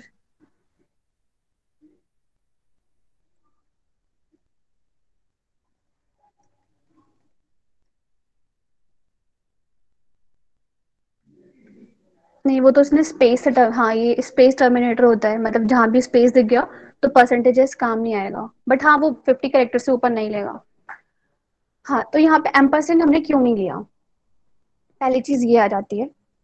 जैसे कि हम लोग जब इंटीजर्स या कुछ भी वैल्यू होती है तो हम उसमें एम्परसेंड लेते हैं। एम्परसेंड वर्क क्या करता है कि उसमें एड्रेस पास हो जाता है उस वेरिएबल का, और स्कैन करते वक्त क्या होता है जब हम उसको इनपुट ले रहे होते हैं तो वो वैल्यू उस एड्रेस पे जाके स्टोर हो जाती है। ठीक है, लेकिन यहाँ स्कैनएफ में हम एम्परसेंड नहीं लगा रहे हैं, ये देख लेना, जब हम परसेंटेज एस यूज कर रहे हैं। लेकिन जब हम परसेंटेज सी करके जब हम लोग फॉर लूप लगा रहे थे तब हम लोग एम्परसेंड ले रहे थे। ठीक है, रिमेंबर दिस इज बिकॉज, क्योंकि ये जो एरे है, मैंने बताया था array is pointing to the first index, मतलब वो कौन सा किसको पॉइंट कर रहा होगा, जब ये एलोकेट हुई होगी हमारी स्पेस में, मेमोरी में, ठीक है, जितना भी 50 कैरेक्टर्स का आएगा, तो ARR जो है वो इस पहले को पॉइंट कर रहा होगा। ठीक है, तो एक्चुअली में हो क्या रहा है कि पॉइंट कर रहा है, तो उसमें ये एड्रेस आ गया, पहला एड्रेस आ गया इस पे। और ये जो %s वाला जो होता है, इसको सिर्फ एक पहला एड्रेस चाहिए कि आपको कहाँ से स्टार्टिंग करानी है, बस ये बता दो। उसके बाद हम आपकी रेंज के अकॉर्डिंग उसको कंटिन्यूस मेमोरी में अपने आप फिल कर देंगे। ठीक है, बस आप हमें पहला एड्रेस बता दो। और पहला एड्रेस ऑलरेडी हम पर है, कैसे, ARR में। मैंने बताया था एरे भी हो या स्ट्रिंग, जो हमारा स्ट्रिंग है, इन सब में क्या होता है कि पहले वाले पॉइंट को ये पॉइंट करता है, पहले वाले एड्रेस मेमोरी सेल को। ठीक है, सो this is all about string. ठीक है, अब स्ट्रिंग के साथ थोड़ा सा अपने आप खेलना, उसके प्रोग्राम्स करना। ठीक है, नाउ नेक्स्ट इज हाँ 1D, ये जो मैट्रिसेस होती है ना, ये 2D एरेज को और 3D ये सब मैट्रिसेस में आ जाता है। ठीक है, नाउ फंक्शंस, फंक्शंस क्या होते हैं, जैसे कि हम लोग सपोज हमें कुछ ऑपरेशन करना है, लाइक प्राइम नंबर निकालना है, जैसे अभी ऋतिक ने पूछा था प्राइम नंबर निकालने का कोड करना है, तो उसका कोड काफी लंबा है, अगर हम रेंज में निकालें तो मतलब तब 10-15 लाइन का होगा। और सपोज मुझे अपने वो फंक्शन में, अपने मेन बॉडी में 5-6 बार यूज करना है, कभी 1 से 10 का निकालना है, कभी 1 से 20 का, कभी 20 से 30 का, तो क्या मैं सच्ची में उस कोड को, यार मैं बार बार रिपीट करूंगी उसे? नहीं, मैं उसको रिपीट नहीं करूंगी। मैं क्या करूंगी, उसको एक फंक्शन बना दूंगी। ठीक है, और उस फंक्शन को बार बार कॉल कराती रहूंगी अपने मेन फंक्शन में। ठीक है, तो वो बहुत छोटा हो जाएगा। ऑल ओवर क्या हो रहा है, मैं उसको 5 जगह की लिखने की, 5 बार लिखने की जगह एक बार मेन में लिखवा रही हूँ, मतलब एक बार एक फंक्शन बना रही हूँ और फिर 5 बार उसे कॉल करा ले रही हूँ अपने फंक्शन में, मेन फंक्शन में। इसका सिंटेक्स क्या होता है, as everything starts with this data type. ऐसे ही फंक्शन का पहले डेटा टाइप आना चाहिए। ठीक है, फिर इस फंक्शन का नेम आना चाहिए। ऑब्वियसली हर चीज का नेम होता है यार, बिना नेम के कैसे बुलाओगे। फिर यहाँ पे ये कर्व ब्रेसेस आ गए, कर्ली ब्रेसेस सॉरी। इसके अंदर आपका मेन जो भी आप ऑपरेशन कर रहे हो प्राइम नंबर से रिलेटेड वो लिखोगे। ठीक है, और इधर क्या होगा, रिटर्न, इधर आपका रिटर्न आ जाएगा। इधर एक चीज सॉरी मैं एक चीज रह गया, इधर ये ब्रैकेट भी लगेंगे। इन ब्रैकेट्स के बीच में आपके आर्ग्यूमेंट्स, मैं आर्ग्यूमेंट्स बताऊंगी क्या होता है, मतलब कोई भी आर्ग्यूमेंट्स टर्म समझ लो कि आर्ग्यूमेंट पास होंगे। इधर हमारा कोड होगा और इधर हमारा रिटर्न होगा कुछ। रिटर्न क्या होगा, ये रिटर्न बहुत खेलता है दिमाग में। रिटर्न वही टाइप का होगा जिस टाइप का हमारा डेटा टाइप है। अगर इंटीजर टाइप का डेटा टाइप है तो रिटर्न भी हमारा कोई इंटीजर वैल्यू ही रिटर्न होनी चाहिए। ठीक है, बस एक डेटा टाइप होता है, वो होता है वॉइड टाइप का। वॉइड क्या करता है कि उसमें आप रिटर्न लगाओ या मत लगाओ। ठीक है, it depends on you, on और आपके कंपाइलर पे भी डिपेंड करता है, मतलब different compilers set different thing. ठीक है, लेकिन जो वॉइड होता है वो बिना रिटर्न के बहुत अच्छा चलता है। ठीक है, वॉइड जो होता है डेटा टाइप, उसको रिटर्न करने की कोई जरूरत नहीं होती है, वो अपने आप ही रिटर्न कर देता है। ठीक है, ये हो गया आपका फंक्शन। फंक्शन मैं अभी ये जो सब चीजें हैं टर्म्स, वो आपको एक प्रोग्राम से बताऊंगी, बहुत बेसिक सा प्रोग्राम।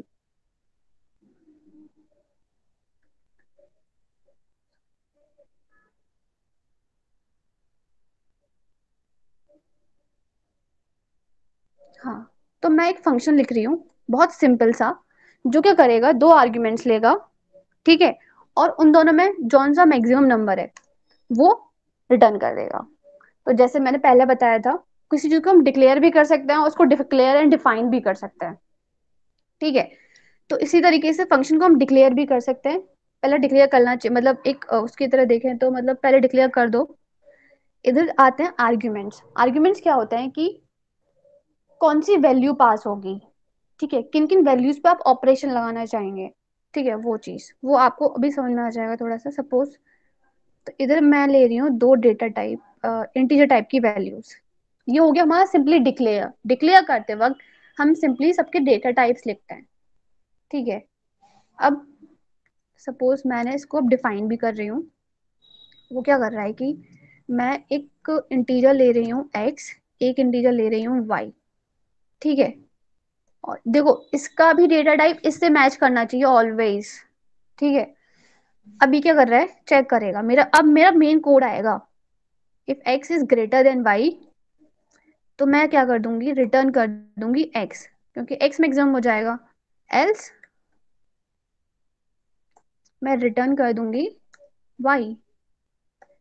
खत्म, ये मेरा फंक्शन बन गया। अब सपोज मैंने अपने मेन फंक्शन में एक वेरिएबल लिया a इक्वल्स टू 1, एक वेरिएबल लिया b इक्वल्स टू 6, ठीक है। अब मैं क्या कर रही हूँ, जब कोई वैल्यू रिटर्न होती है तो उसको हमें स्टोर कराना पड़ता है। तो यहाँ पे इस फंक्शन को कॉल करा ले रही हूँ। मैक्स में जाएगा मेरा a कोमा b। अभी समझ आएगा, सब समझ में आएगा। प्रिंट एफ,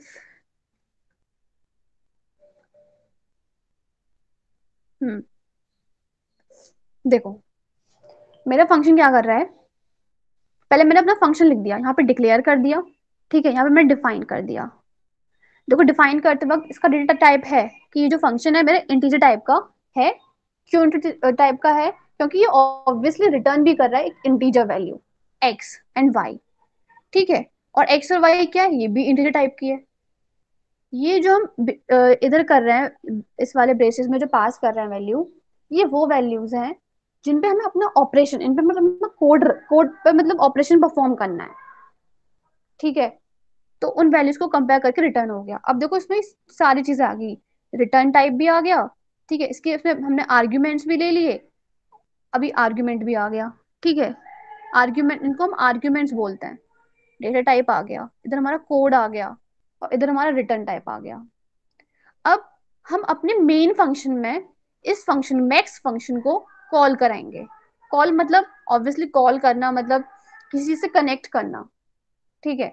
तो हम अपने मेन फंक्शन में कॉल करा रहे हैं इस फंक्शन को, और लेकिन तुम्हें पता है कि यार ये दो आर्ग्यूमेंट्स ले रहा है, तो वो भी हमें पास करने पड़ेंगे अपनी तरफ से कि हमें किस किस वैल्यू को कंपेयर कराना है।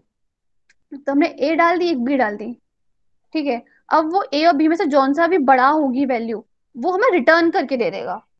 और हमने जो रिटर्न वैल्यू है उसको हमने सी में स्टोर करा के प्रिंट करा लिया। अब देख लेते हैं, हाँ देखो 6 आ रहा है अपने आप, ठीक है। तो ये क्या कर रहा है हमारा फंक्शन, सिंपली मैक्स ढूंढ के दे रहा है दो नंबर्स में से, okay. This is the basic function, इसको बोलते हैं मैक्स। हमने जब मेन फंक्शन में किसी ऊपर वाले डिफाइंड फंक्शन को कॉल करते हैं, उसको बोलते हैं हम कॉलिंग ऑफ द फंक्शन, ठीक है। और ये रिटर्न टाइप का कुछ रिटर्न कर रहा है वैल्यू, तो उसको अगर हमें प्रिंट कराना है तो उसको हमें किसी वेरिएबल में पहले स्टोर करना पड़ेगा। होप सो आप लोग को समझ में आ गया थोड़ा बहुत।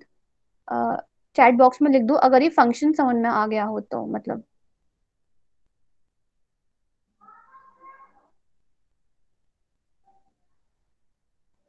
Please write in the chat box अगर समझ में आ गया तो। Hmm max is keyword, max is keyword in C plus plus. और यहाँ पे सी प्लस प्लस के साथ मतलब अगर कोई और लाइब्रेरी में भी होगा मैक्स फंक्शन, तो वो हमने इम्पोर्ट नहीं कराई है। आप इसको कुछ और भी नेम दे सकते हो अपने according, it is users friendly, ऐसा कुछ नहीं है। मैक्सिमम,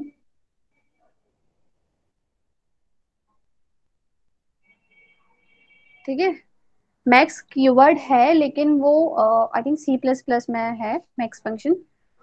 सी में भी S T D I U की लाइब्रेरी में नहीं है, वो दूसरी लाइब्रेरी में है, ठीक है। So we can use this keyword now, लेकिन जैसा भी मतलब यूजर्स फ्रेंडली होना चाहिए, ओके। हाँ I am asking C, okay, ठीक है। Now these are the types of the function. First it with return and with arguments, जो हमने भी डिस्कस किया। ये आर्ग्यूमेंट्स भी ले रहा है कुछ, और ये कुछ रिटर्न भी कर रहा है, okay. Next it with return but no argument. Is it possible, कोई बता सकता है, कोई एग्जांपल दे सकता है मुझे कि कुछ रिटर्न कर रहा हो बट उसमें कोई भी आर्ग्यूमेंट ना पास हो, मतलब ऑल ओवर जो हम ये चीज कर रहे हैं, मतलब यहाँ पर भी हमें कुछ पास करने की जरूरत ना पड़े, वो सिंपली फंक्शन हो जो कुछ रिटर्न करके दे रहा हो, कुछ भी दे सकते हो, कुछ भी, बहुत बेसिक सा। You can unmute yourself.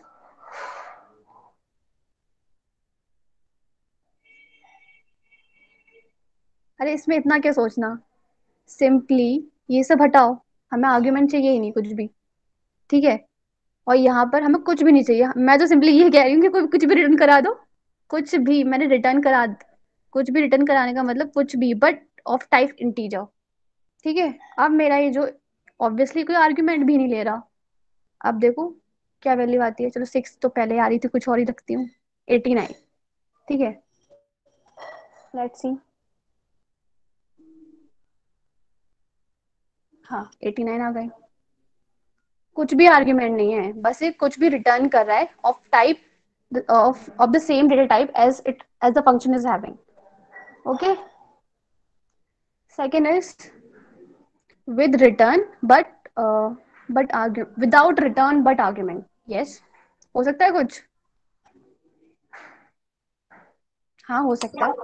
If you remove return. हाँ हाँ, लेकिन कुछ रिटर्न तो ठीक है, तो रिटर्न नहीं करेंगे तो वैल्यूज क्या लेंगे, उस फंक्शन का यूज क्या होगा? void. void. यस।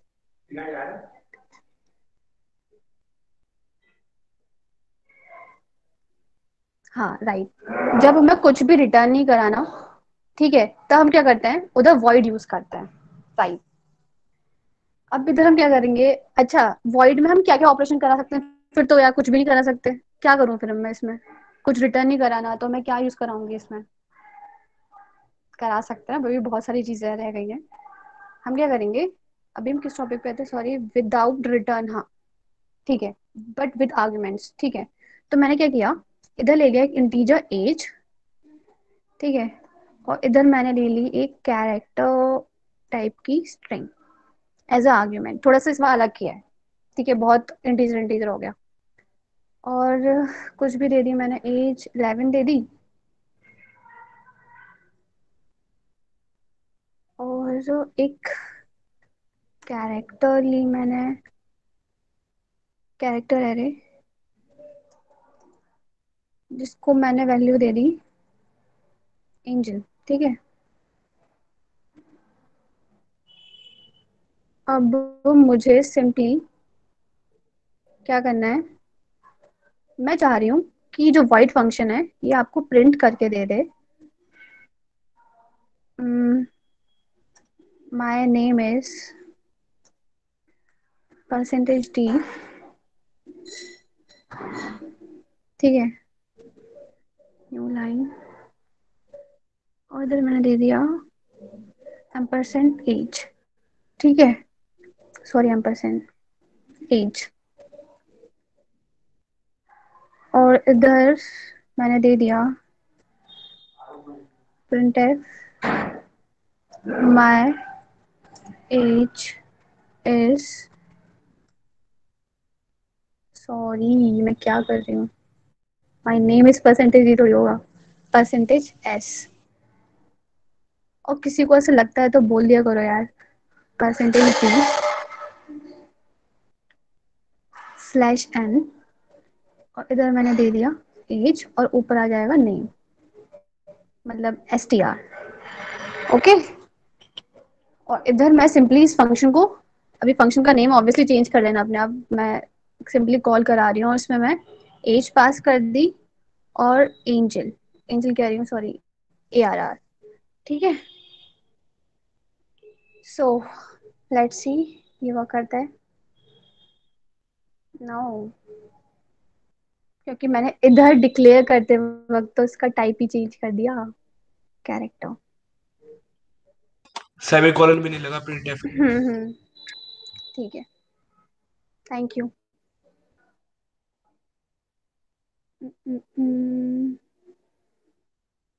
हाँ इसका मैंने इंट भी वॉइड करना था, ये सब मिस्टेक देखो, कितनी सारी मिस्टेक्स होती हैं कोडिंग करते वक्त।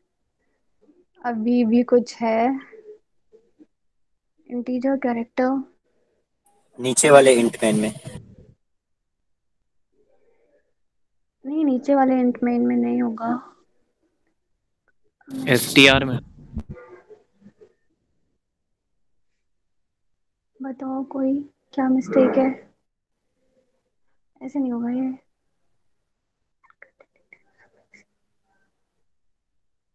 इंट है कि कैरेक्टर है?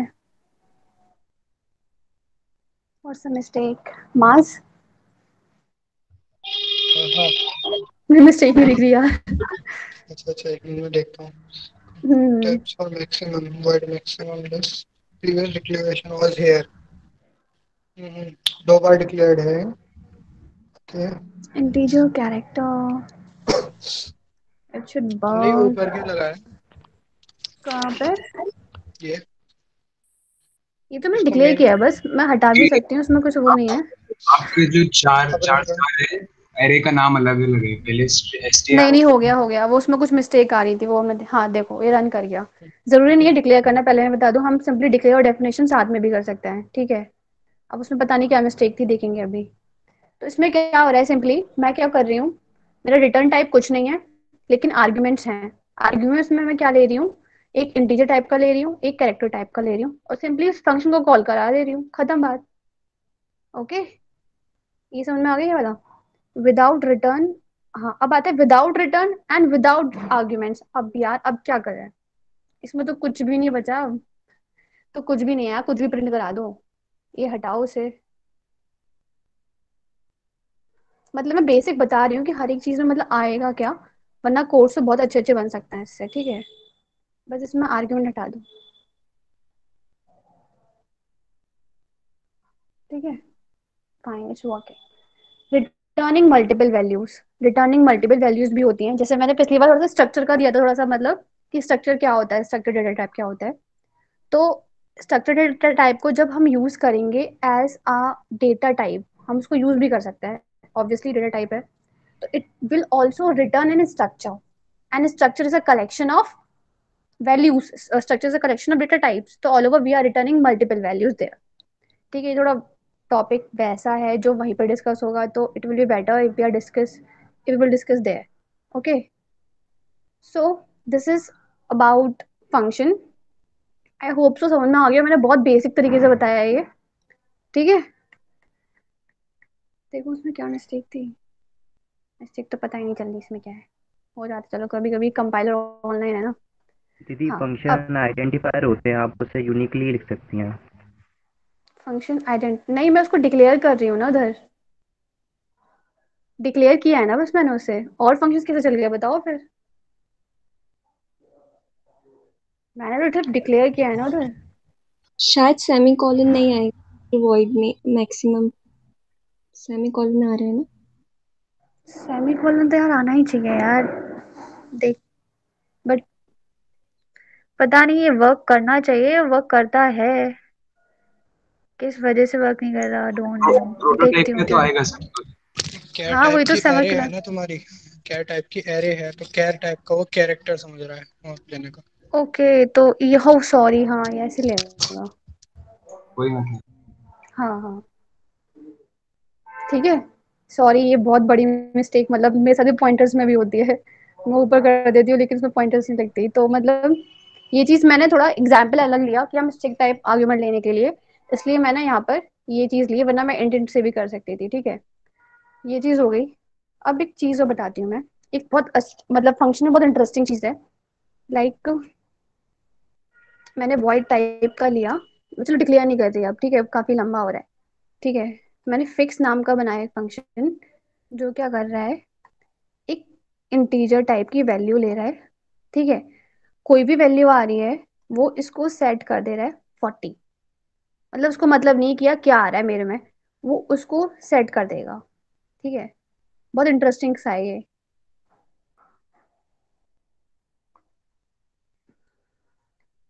printf परसेंटेज डी एक्स, ठीक है।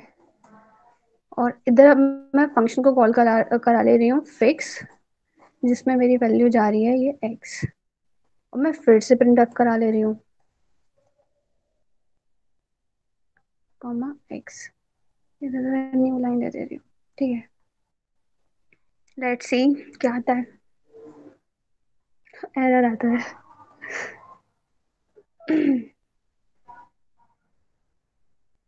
अरे यार ये क्या हो रहा है, तो गलत चल रहा है प्रोग्राम, ऐसे कैसे हो गया? मैं तो उसको फंक्शन में कॉल करा रही हूँ ना, तो ये 11 क्यों आ रहा है नेक्स्ट? पहले तो पहली वाली लाइन से ये प्रिंट एफ पहले 11 था, लेकिन फिक्स करने के बाद फिक्स में एक्स में मैंने 11 डाला, तो ये एक्स वाली 40 हो जानी चाहिए।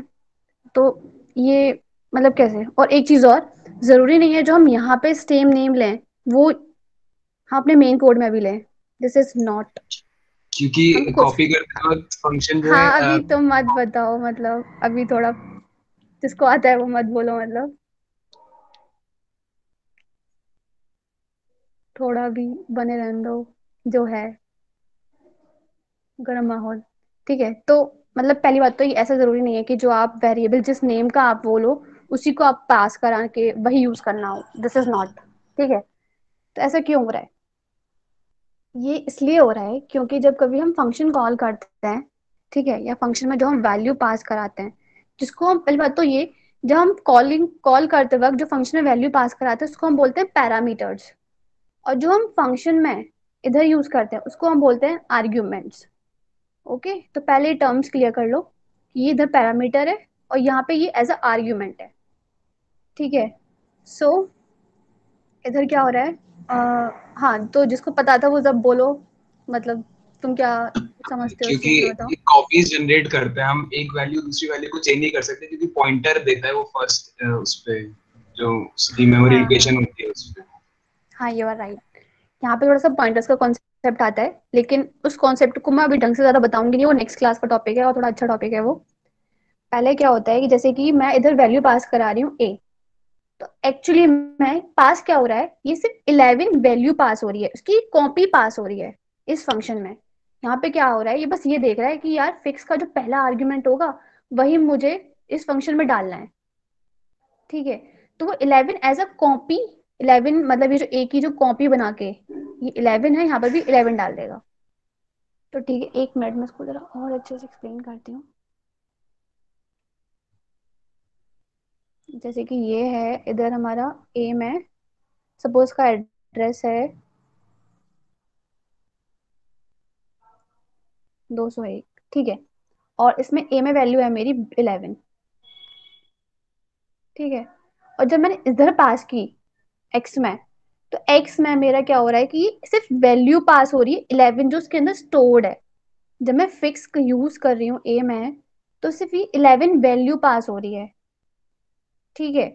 तो इससे कुछ सेंस नहीं बनता। हमें क्या चाहिए, हमें जो एड्रेस पे जो वैल्यू स्टोर है इस मेमोरी में, उसमें चेंजेस देखने हैं।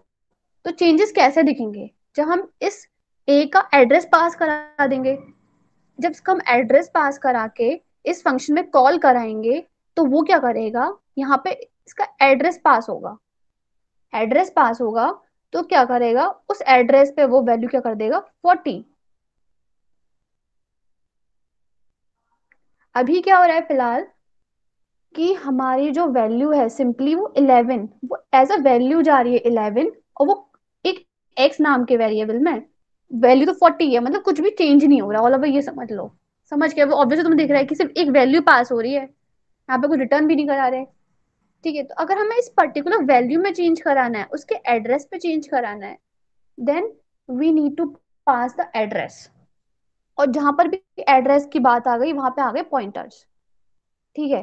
तो इसके लिए हम क्या करते हैं, पॉइंटर्स को हम रिप्रेजेंट कैसे करते हैं, मैं वैसे बता दे रही हूँ। पॉइंटर्स को हम रिप्रेजेंट करते हैं इस तरीके से, स्टार लगा के कोई भी वेरिएबल का नेम, सपोज मैंने पी दे दिया, ये हमारा पॉइंटर्स का सिंबल होता है, ठीक है। तो यहाँ पे मैं क्या कर सकती हूँ, पॉइंटर एक्सेस कर सकती हूँ कि यार यहाँ पे ना पॉइंटर्स में जाए वैल्यू, और इधर हम एड्रेस पास करा दें। एम्परसेंड हम एड्रेस पास करने के लिए यूज करते हैं, पता है आप लोगों को। तो अब मैं फिक्स फंक्शन में एक एड्रेस पास करा रही हूँ, ए का एड्रेस, ए का एड्रेस क्या था, 201। अब मेरा फिक्स में क्या हो रहा है, 201 एड्रेस पास हो रहा है। और इस फिक्स फंक्शन में हम लोग एक्चुअली पॉइंटर्स का क्या यूज होता है, पॉइंटर्स ना एड्रेस को स्टोर कर सकते हैं, एड्रेस को पॉइंट कर सकते हैं, वो कोई नॉर्मल वेरिएबल नहीं कर सकता। तो इसलिए हम यहाँ पे पॉइंटर्स का यूज कर रहे हैं। ये क्या करेगा, चेक करेगा कि अच्छा इसका जो वो है वेरिएबल है वो एज अ वो क्या है, पॉइंटर्स है, ठीक है। तो वो उस पॉइंटर की वैल्यू को क्या क्या कर देगा, 40 चेंज कर देगा, ठीक है। तो मतलब यहाँ पे ए का एड्रेस जा रहा है और वो ए के एड्रेस को 40 कर दे रहा है। Got it? चैट बॉक्स में लिख दो अगर। हाँ, this is called pass by reference. और जो हम पहले कर रहे थे वो सब पास बाय वैल्यूज था। यहाँ पे हम रेफरेंस दे रहे हैं यार, एड्रेस पास करा रहे हैं। ठीक है, अगर समझ में आ गया हो तो मतलब लिख दो थोड़ा बहुत कि हाँ दीदी समझ में आ गया। ठीक है, अब जैसे कि ये आ गया वाई मेन। हाँ, अब जैसे कि अब तो सिंटेक्स बहुत कॉमन लग रहा होगा आप लोगों को।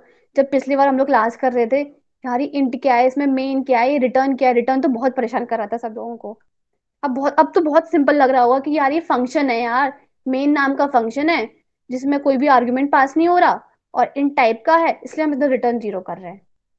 अगर हम वॉइड टाइप का बना देंगे तो वो कुछ भी रिटर्न नहीं करेगा। एक चीज और, जैसे कि जो वॉइड टाइप होता है, मैं जल्दी कवर कर रही हूँ, अपना टाइम नहीं है।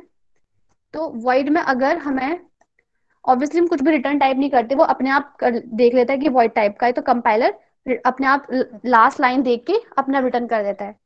अगर आप चाहें तो सिंपली ऐसे भी कर सकते हैं, बिना कुछ रिटर्न करके ऐसे भी कर सकते हो। मतलब अपना कोड लिखोगे इधर पूरे में, इस तरीके से कुछ भी ना पास करा के, कुछ भी वैल्यूज ना पास करके, इस तरह से भी कर सकते हो। ठीक है, और it depends on compiler. Compiler देखोगे कुछ कुछ यहाँ पे वॉइड होता है, यहाँ पे कुछ वैल्यू नहीं होती है। ठीक है, दूसरा क्वेश्चन पिछली बार ये आया था कि why we are only returning 0। Return 0 ही क्यों कर रहे हैं हम, रिटर्न कुछ कुछ और क्यों नहीं कर सकते? देखो यार, कर सकते हो, लेकिन ये जो कंपाइलर जो होते हैं वो 0 स्टेटस जब होता है, जब कभी 0 आता है कंपाइलर में, तो वो क्या करता है कि वो देख लेता है कि द स्टेटस, ये जो कंपाइल हुआ है कोड पूरा, उसका स्टेटस क्या है, सक्सेसफुल। ठीक है, मतलब अलग अलग फंक्शनलिटीज होती हैं, तो जो स्टैंडर्ड है हमें वही अपनाना चाहिए। ओके, लेकिन अब आई एम श्योर कि ये फंक्शन आप लोगों को बहुत अच्छे से समझ में आ रहा होगा, ये करके रहा है मेन कोड। ठीक है, ओके सो जिसको डाउट्स हैं वो पूछ सकता है अब, और जिसको, हाँ, so you can write your doubts in the chat box. दीदी प्रीवियस लेक्चर्स मिल सकते हैं क्या, जो प्रीवियस वाला लेक्चर था? हाँ, रिकॉर्डिंग अवेलेबल है। अगर गूगल माज, क्लासरूम पे अपलोड कर दें तो ज्यादा सही रहेगा। हाँ ओके, माज हम लोगों ने अपलोड नहीं किया ना अभी जीसी पे। नहीं, अभी अपलोड नहीं किया। हाँ चलो, हम कर देंगे, आज ही कर देंगे। ठीक है, फ्रॉम ये where we second get class है ना? करेक्ट। क्या? हाँ, ये हेलो। सेकंड। हाँ तो एक ही लेक्चर छूटी है हम लोगों की, तो आप हाँ हाँ, वो एक ही लेक्चर है। हाँ ओके, वो मिल जाएगा आप लोगों को। ये गूगल क्लास की ये जो कोड्स हैं पिछले असाइनमेंट्स का, यही इस चीज़ के लिए ही मुझे डिस्कस करना था कि कल को एक डिस्कशन सेशन थोड़ा छोटा रख देते हैं, वो डाउट्स रिलेटेड टू, जैसे पिछले असाइनमेंट से या कोई और पर्सनली डाउट आ रहा है उसको डिस्कस कर लेंगे। मतलब एक क्लास टाइप नहीं, एक डिस्कशन डिस्कशन टाइप होगा, छोटा, ज़्यादा बड़ा नहीं जाएगा। आधा पौन घंटे का, हाँ मतलब हाँ, देख लो, आप लोग के वोट्स के अकॉर्डिंग ही होगा। उसमें आप लोग को कोड्स, कोडिंग करने में दिक्कत आ रही है तो आप लोग बताओ इस चीज को। हाँ कोडिंग भी कर लेंगे लाइव उसमें, जो भी असाइनमेंट के क्वेश्चन थे, और बाकी कोई कोई भी डाउट हो वो डिस्कस कर लेंगे।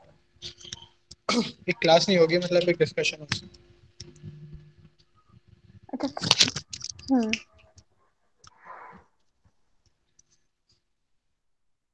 सब लोग चैट बॉक्स में अपने लिख दो, मतलब कल की क्लास के फेवर में हो या नहीं, यस और नो।